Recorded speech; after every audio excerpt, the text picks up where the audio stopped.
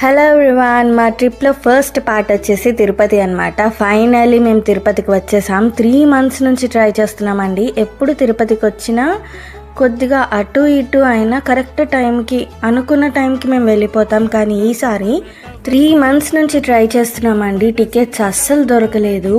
And finally ఏంటబ్బా దొరకట్లేదని చాలా sad అయిపోయే టైంలో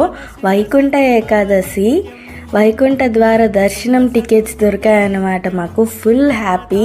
అప్పుడు అనిపించింది, దేవుడు ఎందుకు బాధపడతావు, కరెక్ట్ టైంకి నీకు దర్శనం ఇస్తాను కదా అని అనుకున్నారు. అందుకే మాకు దర్శనం ఇప్పించారు అనిపించింది. దర్శనం అయిందండి.